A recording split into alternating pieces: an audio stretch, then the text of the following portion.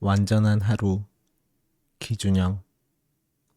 주연이 다니는 회사는 아웃도어 상품들을 취급했고 캐나다에 본사가 있었다. 그녀는 한국지사 홍보팀에서 일했는데 브랜드의 모델이기도 한 유명 산악인이 히말라야 등정을 마쳤다는 소식을 회사 SNS 계정에 올렸던 날에 파혼을 맞았다. 그날 밤 큰 유성이 떨어질 것이라는 예보가 있었기에 그녀는 밤이 되면 하늘을 보고 소원을 빌 생각이었지만 해가 저물기도 전부터 그저 컴컴한 굴 같은 데나 들어가 있고 싶었다. 그래서 퇴근길에 문득 눈에 들어온 한 칵테일 바 앞에 차를 세워두고 그리로 들어갔다. 흐린 오렌지빛 조명 아래 17명의 손님만이 홀로 혹은 둘이서 앉아있는 곳이었다. 젊은 남자 바텐더가 직업적인 미소로 그녀를 응대하며 이름에 비치가 들어간 하늘색 칵테일을 추천하자 그녀는 그걸 받아들고 구석 자리로 가 앉았다. 그리고 조용히 울음을 터뜨리며 제 감정이 온전히 슬픔이 아니라는 사실을 자세히 바라보아야 했다. 인내로 버텨온 약혼 후의 넉 달간은 예비 부부 모두에게 소모적이었다. 약혼자가 리조트 사업에 뛰어들어 큰 빚을 진 뒤로 성격이 포악해져서 스스로와 주변 사람들에게 저주를 퍼붓던 나날이었다. 악담이 실제로 어떤 악을 실어 날랐던 것인지 그녀는 두통과 몸살, 위 경련을 앓으며 병원에 드나들었다. 가방 안에는 이런저런 상비약이 들어있었다. 이제 비로소 결론이 난 것이다. 그녀는 숨통을 조이던 그 관계에서 놓여놨다. 누굴 기다리세요? 칵테일 잔을 테이블 위에 올려놓고 멍하니 그걸 바라만 보고 있을 때 그녀에게 다가와 말을 건 남자가 있었다. 낮고 조심스러운 그 목소리의 주인은 언제까지라도 대답을 기다리겠다는 듯이 차분히 서 있다가 그녀가 힘없이 고개를 수그리자 그걸 수락의 행위로 이해하고 맞은편에 앉았다. 그녀는 불쑥 히말라야 이야기를 끄집어내 그를 당황케 했다. 이어 새로 나올 방한복 허리께에 무지개 모양이 프린트되어 있고 캐나다 본사에 있는 회장 제임스가 한국에 채식주의자들을 위한 식당을 하나 내게 될지도 모른다면서 제가 아는 정보들을 줄줄 흘렸다. 남자의 목 울 때의 시선을 고정하면서 어쨌거나 저는 슬프네요. 그녀는 그렇게 말하며 어깨를 움츠리고서 양손을 교차해 제 목을 감싸 쥐었다. 남자는 주춤거리며 자리에서 일어났고 그녀가 정신이 나간 게 아니라면 그 모든 말과 행동은 그만 혼자 내버려 둬달라는 거절 의사라고 받아들였다. 그는 불쾌한 표정으로 획 돌아섰다. 그녀는 10여 분 더 자리를 지키고 있다가 취기 없이 차를 몰아 집으로 돌아왔다. 이후 그녀는 빠르게 건강을 되찾아갔다. 술집에서 홀로 술잔을 마주하거나 숨죽으며 눈물을 쏟는 일도 다시 없었다. 그저 예전과 똑같은 사람일 수 없었을 따름이다. 북적이는 곳에서 지인들과 다닥다닥 붙어 앉아 밥을 먹어야 하는 경우에 쉽사리 피로를 느꼈기 때문에 점심 식사를 거르는 습관이 생겼다. 정 허기가 질 때는 사무실 창가에 서서 창밖을 내다보며 사과 하나를 천천히 씹어 먹었다. 이따금 정물처럼 고요해 보이는 그녀의 뒷모습을 놓고 사람들이 실어 나르는 그럴만한 사정들이 구구한 소문으로 떠돌았다. 비약과 흥분감, 연민이 공존하는 뒷이야기들.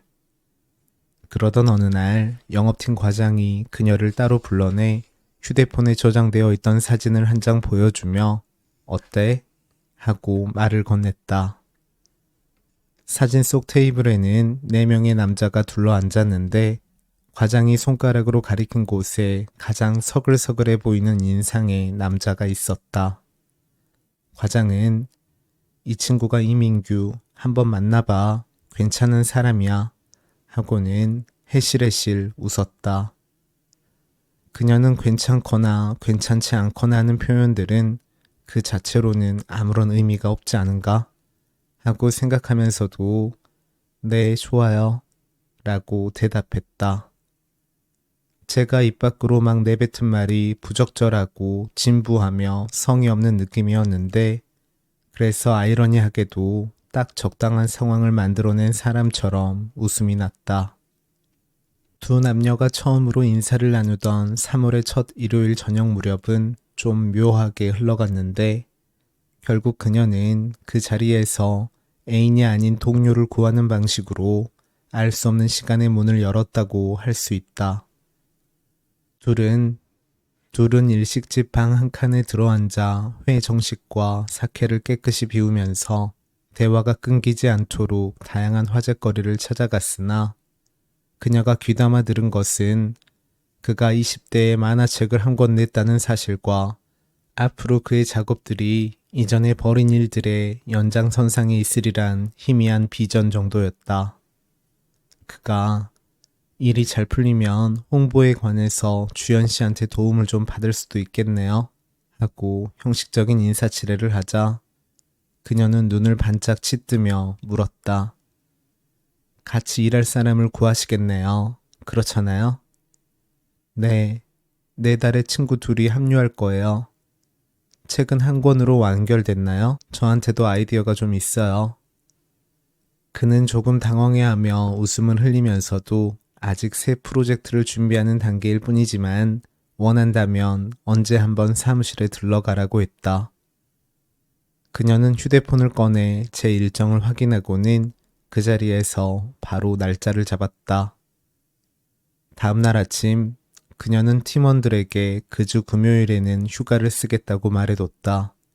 그리고 이후매 점심시간마다 사무실 맞은편에 몰 안에 있는 멀티플렉스에서 시간대가 얼추 맞는 아무 영화나 찾아봤다. 그녀는 특별히 많은 문제에 다채로운 묘사를 원했다. 누군가 밖으로 나서자마자 총을 맞으며 시작되는 영화. 검붉은 피가 하수구의 깊숙한 어둠 속으로 흘러들어가는 장면을 보게 되기를. 점심시간대에 러닝타임이 딱 들어맞는 영화는 없을 것이므로 온전히 감상할 수 있는 영화 또한 영영 존재하지 않을 것이다. 그래서 월요일부터 목요일까지 그녀가 찾아본 4편의 영화는 어떤 일들과 일들 사이, 사람들과 사람들 사이에서 멈춘 이미지들로 그녀의 마음에 남았다. 3월 둘째 주 금요일, 민규는 어느 때처럼 사무실에서 혼자 점심시간을 맞았다. 그는 노트북으로 스티비 원더의 레이틀리를 틀어놓고는 커피를 한 잔 내렸다. 이날은 그의 생일이었으므로 그 노래를 처음 들려주었던 사람을 떠올리기에 적합했다. 1980년 네가 태어난 해에 나온 노래야. 5살 연상의 그녀는 그때 30이었고 그에게는 없는 애수어린 취향이 있었다. 미성숙한 남자들이 빠져들기 좋은 타입. 중학생 시절부터 그와 가까이 지내오던 그의 여자친구가 아른 체 하며 그런 평을 했었다. 또 선심을 쓴다는 태도로 일러주길 여자는 여자가 봐야 잘 알지 라고도. 그때 그는 그게 뭐가 잘못이야? 모르는 것에 끌리는 게 어때서? 하며 얼굴을 붉혔다. 같은 멜로디가 몇 차례 반복되는 동안 그의 마음이 가수를 앞질러 나갔다. 미리가 기다리는 곳은 되게 같았다. 나쁜 예감이 빗나갔으면 좋겠어. 이 시간이 안녕을 의미할 수도 있으니까 하는 후렴구.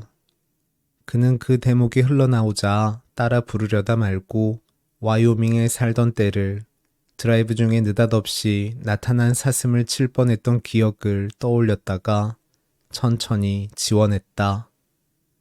그리고 창가에 다가서서 다른 소절들을 맞았다. 내가 당신 마음속에 담아둔 생각이 뭐냐고 물으면 당신은 그저 말했죠. 아무것도 변한 건 없어. 서정적인 멜로디와 가수의 슬픈 음색에 푹 젖어드는 때라도 그는 필요하다면 원하는 만큼 생기를 회복할 수 있었다. 세월이 흘러가는 감정과 그 잔재들을 그저 살펴야만 하니까. 시간이 모든 문제를 해결해 주는 건 아니니까. 누군가는 이런 태도를 두고 생활의 지혜나 연륜이라고 포장하고도 싶겠지만 그는 무엇에도 섣불리 아는 척하고 싶지 않아진 지 꽤 되었다. 적어도 그런 생각으로 보낸 하루하루가 모여 700여일 이상은 될 것이다. 게다가 오늘은 스스로가 그리 바라는 게 많은 남자가 아니란 사실을 수긍하기에 더 없었다. 때가 되니 자연스레 시장하다는 사실 정도에 소박하게 감사할 뿐 그는 도로 책상 자리로 와 앉았다. 출근길에 사온 샌드위치를 꺼내 한 입 베어 물고 따뜻한 커피 한 모금을 삼켰다. 그가 명륜동 집 근처에 사무실을 구한 지 이제 2개월째가 되었다. 대체로 자신이 희망하는 생활과 여건을 가늠해 본 기간이었다. 최근 미팅을 한 회사 3군데는 모두 전에 그와 함께 작업했던 사람들과 다 있는 곳이었는데 그중 한 군데는 사업의 규모를 키울 계획이라 그들 말에 의하면 열려있고 진취적이었다. 그런데 그는 일로 복귀했다는데 한껏 고양되어 있는 상태가 아니라서 떠맡지 못할 것들을 우선적으로 가려내야 했다. 조바심 내지 않는다는 게 궁지로 내몰리는 기분일 때라도 최소한 그렇게 보이지는 않는다는 게 제 장점이라는 걸 알고 있었다. 그게 어디에서부터 왔고 또 어떤 경험으로부터 자라났는지도. 그는 일찌감치 제 재주를 돈으로 환원해주는 시장을 만났는데 시작은 만화였다. 군입대 전에 그린 펜화 클라라와 한스는 A5 노트 190페이지에 담긴 4개의 일화로 매회 클라라는 묘령의 여자가 성적인 자부심이 대단한 한슨이라는 남자를 곤경에 빠뜨리고 그의 누나와 어떤 집에 담을 넘는 내용으로 끝이 나는 거였다. 알 수 없는 집에 담을 넘어 들어가는 두 여자의 꽁무니를 쫓느라 한스는 에피소드 마지막에 늘 화가 나 있었다. 그리고 새로운 집으로 들어가 다시금 애정의 줄다리기를 시작하는 두 여자와 한 남자는 그 집 가족들과 부조리 것 같은 상황 속에 놓이곤 했다. 클라라와 한스는 그의 군복무 기간 중 필명을 달고 책으로 출간돼 제대를 할 무렵엔 관련 업계에 꽤 흥미로운 포트폴리오로 통했다. 졸업 후에는 친구 셋과 함께 그의 사촌형이 다리를 놓은 회사와 협업 프로젝트를 진행하며 제가 만든 캐릭터들이 유리컵, 텀블러, 스탠드, 가방, 손수건, 방석과 쿠션 세트에 새겨져 판매되는 걸 보았고 클라라와 한슨의 애니메이션 제작에 관심을 갖는 재미교포 사업가가 나타나자 바로 뉴욕행 비행기에 올랐다. 그는 마음만 먹는다면 크게 사기를 쳐볼 수도 있겠다는 식으로 제 자질을 과신할 뻔했으나 투자자들의 변심으로 애니메이션 제작이 무산됐고 그 과정에서 교포 사업가와는 완전히 등을 졌다. 그는 이 경험을 일종의 좌절기, 통 크게 망한 경험으로 부풀려 이야기하기를 좋아했는데 이보다 형편없는 내용을 생의 이력으로 가진 늙은이들도 수두룩하다는 걸 알고 있기 때문이었다. 다시 말해 진실로 누군가의 위로가 필요치는 않았다. 그런데 3년 전 아버지가 죽고 난 후 그래서 제주도에 있는 아버지의 농장과 펜션을 판 돈으로 형제가 우애롭게 무엇이든 함께 해볼 수도 있으리라고 주변 사람들이 마음을 모아 독려하던 그때 친밀한 사람들을 아연실색하게 하는 우여곡절의 주인공이 되는 길로 내쳐 달렸다. 거기에는 위로고 자시고 할 만한 무슨 말 같은 말이 따라붙기조차 어려웠다. 그는 한때 자기를 사로잡았던 연상의 여자와 돌연 와이오밍으로 사랑의 도피행을 떠났다가 1년 후에 돌아왔다. 그 일로 어머니, 형, 친척들과 절친 등 그를 둘러싼 관계도가 한동안 균열과 소란을 일으키며 엉망진창이 됐다. 상대가 형의 전처, 3년 동안 그의 형수였던 사람이기 때문이었다. 그 친구는 괜찮아. 재밌게 살아. 막힌 데가, 꼬인 데가 없어. 그를 두고 그렇게 평가하는 사람들은 당연히도 그를 속속들이 알지 못했다. 잘 알지 못하는 것들의 숨은 천국과 지옥에 대해서 약간 유머러스한 시각을 유지할 수 있다면 그는 거기에 클라라와 한슨이라는 이름을 부여할 만한 사람이었다. 같은 노래가 3번 반복되는 동안 커피는 미지근해졌다. 그는 차분하고 만족스러운 생일날 점심 무렵이라고 생각했다. 제가 내려갈게요. 민규가 건물 2층의 열린 창밖으로 고개를 빼고 주연에게 손을 흔들어 보였다. 휴대폰을 귀에 대고 있으면서도 건물 밖에 서 있는 그녀를 향해 목청을 돋우며 그녀는 통화 종료 버튼을 누르고서 그를 올려다보며 고개를 가로저었다.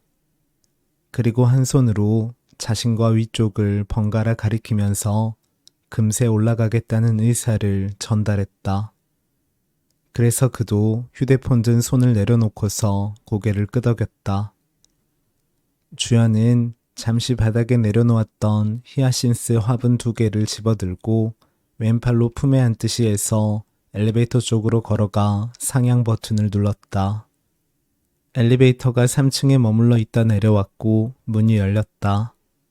안에는 부피가 큰 상자들이 들어차 있었다. 머리에 회색 두건을 쓴 몹시 마른 여자가 상자에 손을 짚은 채 긴장된 자세로 서서 누구를 찾는지 바깥을 두리번거리고는 내리지 않았다. 도로 올라가야겠어요. 타세요. 타실 수 있을 것 같은데. 주연은 안쪽으로 한 발을 들이밀었다가 다시 밖으로 나와 계단 쪽으로 몸을 틀었다. 엘리베이터 문이 닫혔다. 그녀는 건물 1층이 액세서리 매장인 걸 보았고 2층은 민규의 사무실인 걸 알았지만 그 위층과 위층의 위층들이 무엇을 하는 곳인지 확인해 보지 못했다는 걸 깨달았다. 엘리베이터 안에는 층별 안내표가 있을 테지만 계단 쪽으로는 아무런 표식이 없었다. 눈에 띄일 만큼 오래되거나 세련되거나 무슨 특징이 있는 건물이 아니었다. 대로변에서 조금 걸어 들어와야 했는데 마침 건물 가까이에서 민규와 통화를 했기 때문에 금세 찾아낼 수 있었다. 주연이 계단을 올라 2층에 다다랐을 때 민규가 엘리베이터 앞에서 기다리고 서 있다가 멋쩍은 웃음을 지으며 그녀를 맞았다. 오늘 위층에서 인테리어 공사한다는 걸 제가 깜빡했어요. 소음이 나서 좀 불편하실 텐데 잠깐 있다가 밖으로 나가요. 좋은 데를 알아요. 그녀는 그의 말에 대꾸하지 않고 그에게 화분 2개를 차례로 건넸다. 오는 길에 샀어요. 민규는 청보라색 꽃이 든 화분과 연분홍색 꽃이 든 화분을 하나씩 받아들고 예쁘네요. 했다. 더 무슨 말을 해야 할지 모르는 얼굴이었다. 그래서 그녀는 그게 히아신스라고 일러주었다. 흙을 갈아줄 때는 구근을 만지면 안 돼요. 독이 있거든요. 그러니까 눈 같은 데를 비비지 마요. 아예 장갑을 끼고 하는 게 좋을 거예요. 혹시 향을 싫어하세요? 싫긴요. 감사하죠. 그녀는 그를 뒤따라 사무실 안쪽으로 들어서서 그가 내주는 슬리퍼로 갈아 신었다. 그 혼자 쓰기에 넓은 공간이라고만 들어 알고 있었는데 4-5명이 함께 해도 여유로울 크기로 보였고 가정집 거실 같은 느낌으로 꾸며져 있어서 그의 취향인가 궁금해졌다. 중앙에는 소파와 원목 테이블이, 창가 쪽에는 아담한 커피 테이블이 놓여 있었다. 커피 머신, 커피, 찻잔과 티백들이 세팅되어 있었고 거기 앉을 만한 의자는 딸려 있지 않았다. 그의 책상 위에는 노트북과 책 몇 권이 놓여 있을 뿐 장식 하나 없이 깨끗했다. 책상 뒤쪽 벽면에는 아마도 그가 만들었을 축제와 박람회 포스터 4장, 메모를 한 색색의 포스트잇이 촘촘히 부착되어 있었다. 그는 책상 위에 화분을 내려놓고는 그녀를 중앙의 소파 쪽으로 안내했다. 점심 식사는 하셨어요? 아니요. 일부러 걸렀어요. 그때 천장 쪽에서 소음이 울리더니 둔중한 무언가가 길게 대각선을 그리며 이동하는 게 느껴졌다. 그가 고개를 젖혀 위쪽을 바라보다가 다시 그녀에게로 관심을 돌려 근심스러운 표정으로 물었다. 3시가 넘었잖아요. 시장하실 텐데요. 요새 일을 좀 줄여서 먹는 것도 줄였어요. 불필요한 에너지를 덜어내는 거예요. 희한하네요. 그런 걸 조절하신다는 게. 그는 커피 테이블로 가서 그녀에게 무엇을 마실 것인지 묻지도 않고 커피를 내렸다. 그리고 2잔을 들고 와 테이블 위에 내려놓았다. 여기 있는 차 중엔 커피가 제일 좋아요. 네, 저도 이게 좋아요. 둘이서 눈을 맞추며 웃음 지었다. 실은 전에 만났을 때 커피 맛 좋다고 하신 카페에서 원두를 사왔거든요. 오신다고 해서. 전 잊었어요. 그녀가 커피잔을 양손으로 감싸쥐고는 미소를 띤 입가에 가져다 댔다. 그는 잔을 테이블 위에 그대로 둔 채 양손을 깍지 끼어 제 무릎 위에 올려놓았다. 주연은 민규가 펴낸 클라라와 한슨이라는 만화책에 대해 알고 있었고 그와의 첫 만남 후에 그걸 다시 구해볼 수 있었다. 그녀가 주요하게 본 것은 그가 그려낸 2 여자와 한 남자가 서로 어떤 식으로든 다음화로 함께 나아가기 위해 남의 집 담을 넘는다는 것이었다. 그들은 서로를 속이고 속고 밀고 당기는 과정을 통해 근본적으로 한 팀으로 얽혀 있다는 생각이 들었다. 완벽한 짝이 되기 위해서는 3사람이 필요하다는 논리 같기도 했고 한 남자와 한 여자가 벽 너머의 세계로 돌입하기 위해서는 함께 담을 넘어줄 다른 여자가 필요하다는 이상한 상상력 같기도 했다. 아니면 진정한 파트너가 될 수 있는 존재는 여자들 뿐이고 남자란 그저 성난 추격자나 목격자가 될 수 있을 뿐이라는 다소 흥겨운 각성 같았다. 그녀는 자신에게는 이제 소멸할 것처럼 보이는 이 자유로운 활기 때문에 히말라야 등정을 한 실존 인물의 모험보다 가상의 새 인물이 담을 넘는 행동이 훨씬 의미 있게 느껴졌다. 민규 씨, 제가 약혼에 썼다는 이야기는 못 들으셨죠? 그 사람한테 너무 치였어요. 삶이 무너진 데서 생활을 견뎌야 돼요. 그녀는 대뜸 그렇게 말해놓고는 커피 한 모금을 더 마셨고 멍하니 자신을 쳐다보고 있는 그에게 고개를 끄덕여 보이며 알아요. 이상하겠죠. 하더니 무슨 상담이 필요한 것 같지는 않아요. 하고 덧붙였다. 민규는 처음과는 또 다른 그녀의 태도에 잠시 오과장을 떠올릴 수밖에 없었다. 둘 사이에 다리를 놓아준 오과장은 오지랖이 넓어서 여기저기 참견하기를 좋아하고 실수도 작고 웃음도 많은 사람이었다. 주연에 대해서도 이런저런 말들을 늘어놓았으나 약혼에 대한 언급은 없었다.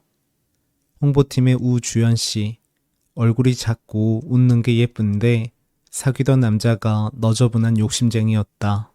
헤어졌다.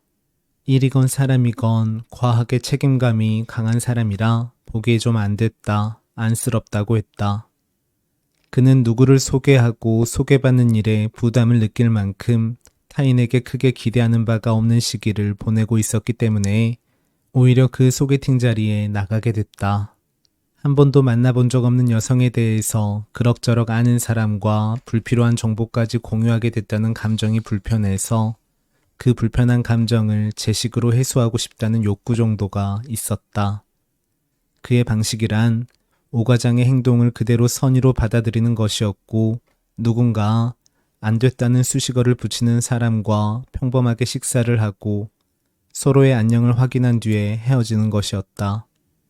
또 다른 기약으로 이어지지 않더라도 좋으리라 생각했지만 이제는 상황이 달라졌다. 무언가 더 시작되고 있었다. 주연 씨, 지금 실수하시는 건지도 몰라요. 제가 그렇게 좋은 사람이 아닌지도 모르잖아요. 주연 씨처럼 제 소개를 새로 하자면 전 시작을 하면 끝을 봐야 하는 사람이라서 끝을 보러 와이오밍까지 갔던 적도 있습니다. 그때 그의 말 사이로 위층에서 울려나온 기계 진동음이 짧게 드륵드륵 하다가 멈추더니 다시 드르르르 하고 길게 이어졌다. 천장 조명등이 짧게 전멸하다 정상으로 돌아왔다. 와이오밍이요?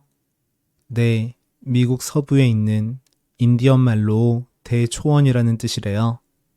무슨, 거기 왜 가신 거예요? 여자랑 그리로 도망쳤어요. 그녀는 커피잔을 테이블 위에 내려놓고는 그의 두 눈동자를 들여다보았다. 다시 드륵, 드륵 짧은 소리가 나다가 멈추었다. 그녀가 보기에 그가 이 대화를 우스갯소리로 치부하려는 의도로 엉뚱하게 맞서고 있다는 느낌은 없었다. 그 사람은 제 전 약혼자는 미쳐버렸어요. 지금 정신을 놓고 졸부들을 쫓아다녀요. 대초원에 금이 묻혀 있다면 그리로 갔을 거예요. 저를 데려가진 않았을 거예요. 제가 쫓아가지도 않고요.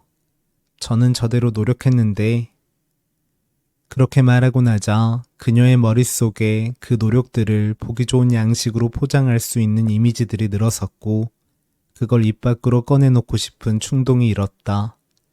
그게 그녀의 사회생활과 침묵의 장에서 교환되는 가치들이기도 했기 때문이다.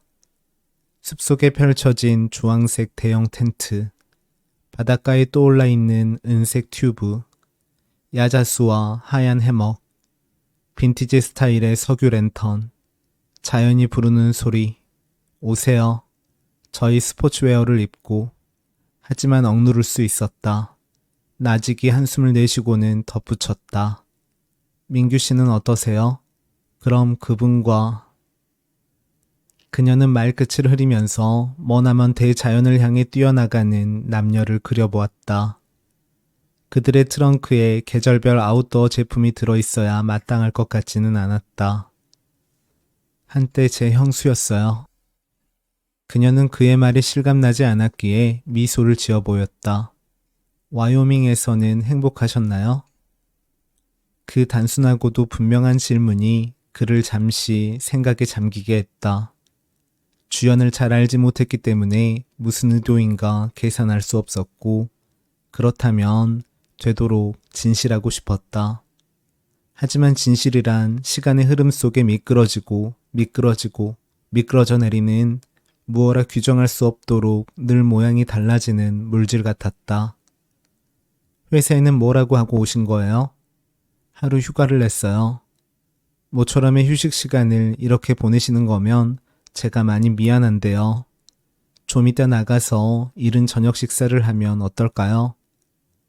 그녀가 고개를 가로저으며 다음 말을 이어가려 할 때 누군가 그곳으로 들어서는 소리가 들렸다. 서로 투닥거리는 남녀의 목소리, 발소리, 그가 자리에서 일어났다. 그녀는 혹시라도 내달 합류하기로 했다는 그의 친구들이 방문한 게 아니기를 바라면서 소리나는 쪽으로 고개를 빼들었다. 그녀에게 휴일이란 마주치는 모든 사람에게 사교성을 발휘하지 않아도 좋은 날을 의미했다. 우리 은정이 혹시 여기 있어요? 그녀가 엘리베이터에서 맞닥뜨렸던 여자였다. 머리에 둘러쓴 회색 두건이 빗두루마니 조금 풀려 있었고 사무실 안을 둘러보는 두 눈이 황망해 보였다. 그 옆에 통통하고 키가 작은 남자가 여자를 나무라는 듯한 태도로 노려보고 있었다. 아니요, 못 봤는데요. 오늘은 못 봤어요. 민규가 그들에게 다가가 답하자 남자가 대뜸 여자에게 화를 냈다. 아, 그러게 내가 뭘 했느냐고. 남자는 매우 짜증스러운 표정을 하고서 민규에게 소란을 피워서 미안하게 됐다고 말했다. 미안하게 된 상황이 무척 성가신 모양이었다. 민규는 침착하게 대응했다. 아이가 왜 무슨 일이 있었나요? 별일 아닙니다. 혹시 이리로 오면 타일로 올려 보내주세요. 여러모로 죄송하게 됐습니다. 남자는 그렇게 일방적으로 내뱉고는 먼저 밖으로 나가버렸다. 여자가 한 손으로 가슴팍에 옷자락을 움켜쥐고는 밭은 숨을 몰아쉬었다.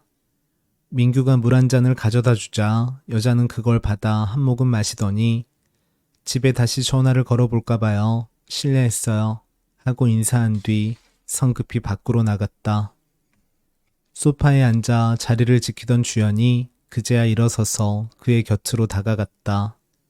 민규는 그녀가 불편하지 않도록 배려하고자 했다. 괜찮을 거예요.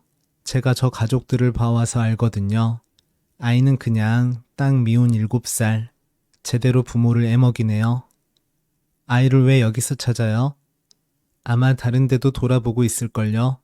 애가 층마다 잘 돌아다니니까요. 여기선 프린터를 고장냈지만 1층에선 토끼 모자를 쓰고 손님들을 끌었고요. 5층이 그의 할머니 집이에요. 아까 그분들은 전에 인사동에서 선물 가게를 했다던데 여기서도 비슷한 걸 하려는가 봐요. 그는 그 말 끝에 참 하더니 책상 쪽으로 걸어가 서랍의 맨 하단에서 한 손에 쥐이는 하얀 도자기함을 꺼내 들었다. 지난주에 저분들이 공사 안내하면서 준 건데 모서리가 부드러운 육면체의 오르골이었다. 그가 상단에 달린 나비 장식을 돌려 태엽을 감자 여린 멜로디에 자장가가 울려 나왔다. 저는 필요 없어서 이걸 서랍에 재우고 있었네요. 하루에 커피 3잔 마셔도 잘 자거든요. 주연 씨 드릴게요. 그녀는 오르골을 받아들고 고맙다는 인사도 잊은 채로 우두커니 그걸 바라보았다. 아이를 찾아다니는 동안 공사를 멈춘 것인지 위층은 잠잠했다. 그가 창가로 다가가 밖을 향해 섰다. 비가 오네요.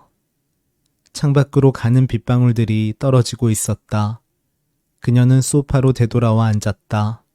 무릎 위에 오르골을 올려두고 있다가 멜로디가 멈추자 테이블 위로 옮겨두었다. 제가 왜 이렇게 됐나 몰라요. 넘어질 때서는 버티고 엄한데 와서. 그녀가 자책하듯 중얼거리자 그는 창문을 닫고는 그녀의 곁으로 와 온화한 표정으로 화제를 전환했다. 클라라와 한스는 한 권으로 마무리됐어요. 오래전에. 전 이제 그보다는 덜 잘할 수 있는 일을 하려고요. 그는 함께 디자인을 전공했던 동기와 후배가 사무실에 합류하면 한동안은 그들에게 기대서 가보려 한다고 했다. 언제 어디로든 또 도망가 볼 태세로 자긴 힘을 아끼겠다고. 그리고 오 과장 이야기를 끄집어내며 너스레를 떨었다. 오 과장님은 주연 씨랑 저랑 이러고 있는 줄 아시면 또 얼마나 말씀이 길어지실까? 며칠 전에 저한테 주연 씨하고 잘 안 돼서 어떡하느냐고 전화로 잔소리 같은 위로를 엄청 해주시던데요. 오 과장님은 제가 휴가 내고 친구 보러 도쿄에 간 줄 아실 거예요. 제가 도망칠 수 있는 먼 곳은 그냥 그만큼이에요.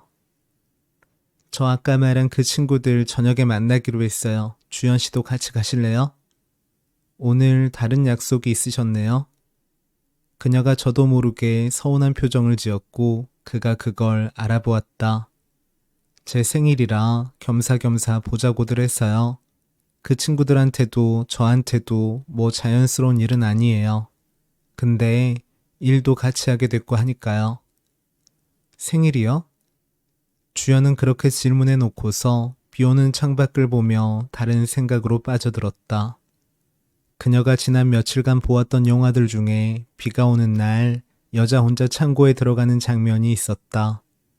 곧 위험에 처하게 되리라는 예감이 들도록 서늘한 배경음이 흘러나왔다. 여자는 어둠 속에서 넘어지며 부상을 입었고 다리를 움직일 수 없는 채로 창고에 갇혔다. 바깥 세상에서는 긴박한 추격전이 벌어지고 있었다. 살인자와 추격자가 모두 여자가 갇혀버린 창고 가까이로 다가오고 있었다. 주연은 점심시간이 끝나기 전까지는 회사로 돌아가야 했기에 객석 맨 뒷줄에 앉아 조심스럽게 2번 휴대폰으로 시간을 확인했다. 악인이 처형당하고 갇힌 여자가 구조되는 이야기. 혹은 그 반대의 경우의 비극에도 꽤 시간이 들 것이었으므로 이왕이면 창고가 갑작스레 폭발하는 장면을 보게 되길 바랐다. 시작과 끝을 확인할 수 없는 영화를 보며 그토록 강렬하게 부서지는 중간을 기대해야 했던 그 기행에 대해 그녀만큼 연유를 잘 알고 있는 사람은 없었다. 지난 인내의 시간이 그녀에게서 앗아간 자유가 있는 것이다. 마지막을 기다릴 필요가 없는 파국은 아름다울 수도 있는 것이다. 하지만 이제 그녀는 이 낯선 곳의 빛 속에서 좀 다른 걸 이해하고 싶었다. 제 눈앞의 남자가 정말로 와이오밍까지 도망쳤다 돌아온 사람이라면, 저로서는 상상할 수 없는 전혀 다른 시간의 가능성에 이르러 본 사람이라면, 이 재회에는 두 사람이 알아내야 하는 의미가 있는 거라고 믿고 싶었다. 상실을 경험한 사람이 골똘해지기 적합한 아이디어였다. 생일 축하해요. 전 오늘 제대로 된 불청객이고 싶네요. 그가 큰 소리로 웃었다. 따뜻한 차 한 잔 더 드릴까요? 그가 커피 테이블로 가서 캐모마일 티백을 꺼내 잔에 넣고 뜨거운 물을 부어 우려냈다. 그러는 동안 그녀는 저에게도 정기적으로 만나는 대학 동기들이 있는데, 정기적이란 단어는 적금에나 어울리는 것이므로 그 모임에도 그런 속성이 있다면서 푸념했다. 그 사람하고 잘 지내보려고 노력하는 동안 친했던 친구랑은 사이가 벌어졌어요. 민규 씨는 어떠세요? 정말로 그런 게 궁금하세요? 전 가족들, 친지들, 같이 도망쳤던 사람 다 어쩌다 한 번씩은 봐요. 형은 재혼했어요. 형도 가끔 보고요. 그가 두 번째 찻잔을 들고 와 그녀 앞에 놓아주고 좀 전보다 한 뼘 정도 그녀로부터 떨어진 데 앉았다. 그는 이런 대화들에 아무렇지 않은 듯 행동하고 있었지만 기계처럼 무감할 수 있었던 건 아니었다. 어떻게 예감할 수 있었겠는가? 제 인생에 찾아든 진짜 드라마와 성공을 가져다준 가짜 드라마들이 모두 한 타래로 엉켜들어 저보다 한 발 앞서 나가는 걸 목격하게 될 줄을. 거기서 아름다운 불청객으로서 그에게 질문을 던지는 사람이 있으리란 걸. 한 번은 이런 일이 있었어요. 그 사람을 이제 뭐라고 불러야 할까요? 하여튼 그 사람은 우리가 살 집이라면서 카톡으로 사진을 10장도 넘게 보내왔어요. 자기는 어렸을 때 이사를 자주 해서 오래 머물러 살 큰 집이 항상 로망이었대요. 아이들 낳고 자랄 것까지 생각해서 방이 5개 있는 2층 집을 받았다고 했어요. 기분이 좋을 땐 좋은 사람이었어요. 하지만 기쁨은 너무 미약해서 촛불처럼 금세 꺼져버려요. 그 사람은 몰아치는 폭풍 같고요. 만날 때마다 줄기차게 전화벨이 울렸어요. 요트, 카지노, 리조트, 김회장, 박회장. 밑도 끝도 없는 호언 장담들. 엄두가 나질 않았어요. 내가 정신을 차리라고 하면 그 사람은 내가 자기한테 어울리는 사람이 아니었다고, 자기가 미치겠는 점은 그것뿐이라고 소리쳤어요. 그녀는 그 사람이 스스로를 모멸하는 대신 그녀를 모멸했고 또 스스로를 벌하는 방식으로 그녀를 벌했다고 했다. 그러고는 바닷가에 요트를 띄우고 카지노 사업장에서 손님들을 기다리는 환상을 그녀가 마땅히 나눠 갖고 거기 돈을 지불해야 할 것처럼 굴었다고도. 이런 기막힌 일들이 왜 나한테 일어나는지 잘 모르겠는 기분으로 아침에 눈을 떠요. 세상은 멀쩡해 보이니까 저도 되도록 멀쩡하게 일하러 나가지만요. 와이오밍에서는 어떠셨어요? 민규는 와이오밍에서는 1년짜리 행복이 있었다고 대답했다. 친구가 사는 집으로 사랑하는 사람을 데려갔고 애인과는 그리로 아무런 과거를 끌고 들어가지 않기로 약속했다고.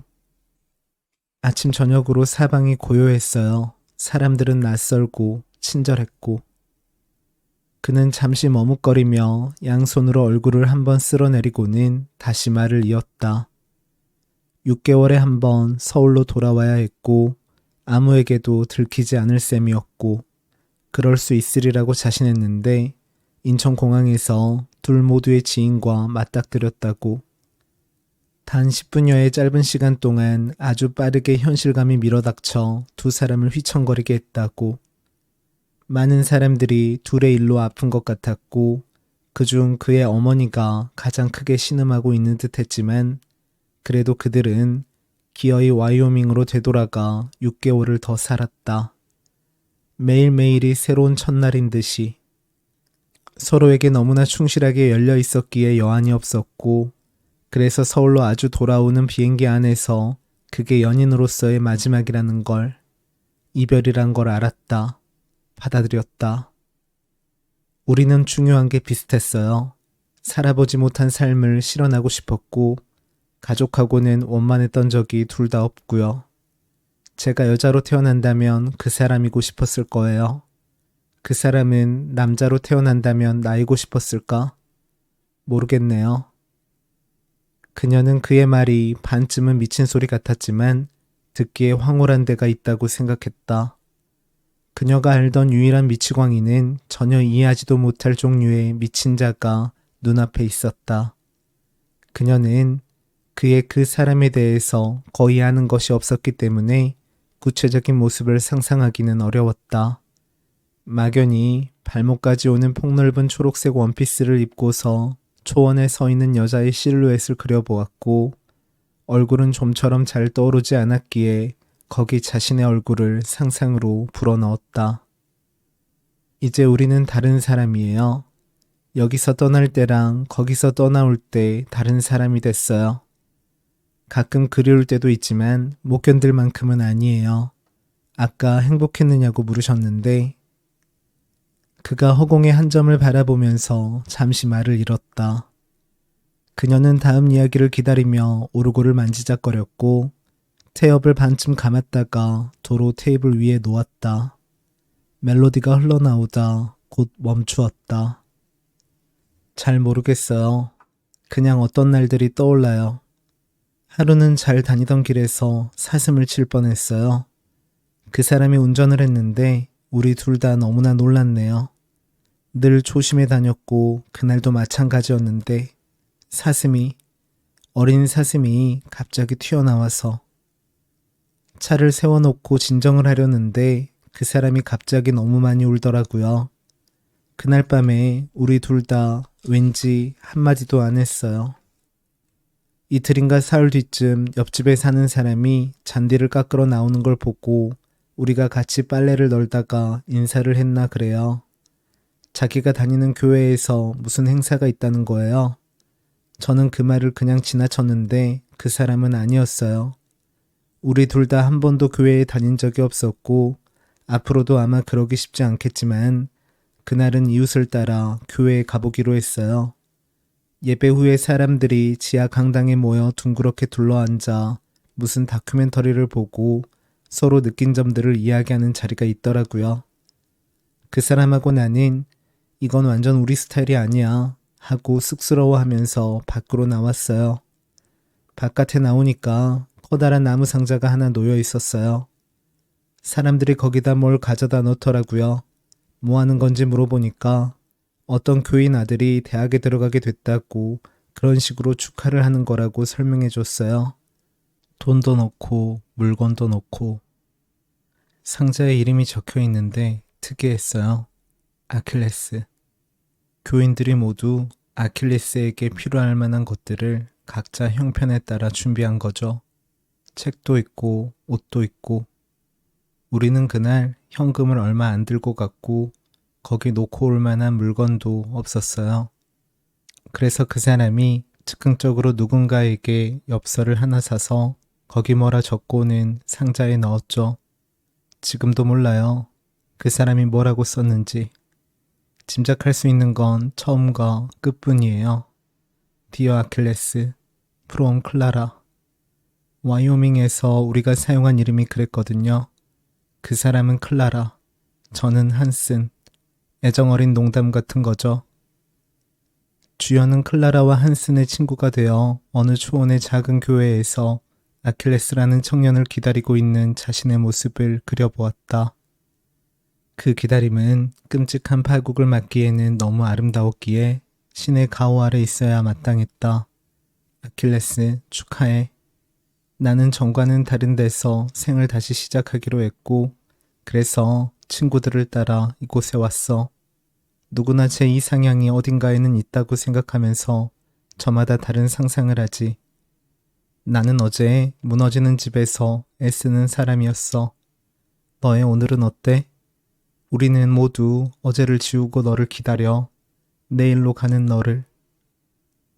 그녀가 그에게로 가까이 다가앉으며 무언가 말하려 할 때 비에 젖은 아기 사슴 한 마리가 사무실 안으로 들어왔다. 아저씨 안녕하세요. 사슴을 뒤따라온 여자아이가 그에게 인사를 건넸고 그가 양팔을 벌려 환영하며 거기 반응했다. 그는 여자아이를 은정, 사슴을 은정의 동생이라고 불렀다. 이 녀석, 이의 동생이에요. 그의 말보다 맹렬하고 빠른 속도로 그와 그녀의 사이로 사슴이 달려들어 젖은 몸을 흔들어대며 소파와 바닥, 그녀와 그의 얼굴에 빗물을 털어내고 있었다. 그녀는 그게 사슴이 아니라 다리가 길고 털이 짧은 개라는 사실을 천천히 받아들이며 손으로 얼굴의 물기를 닦아냈고 이내 조용히 웃음을 터뜨렸다.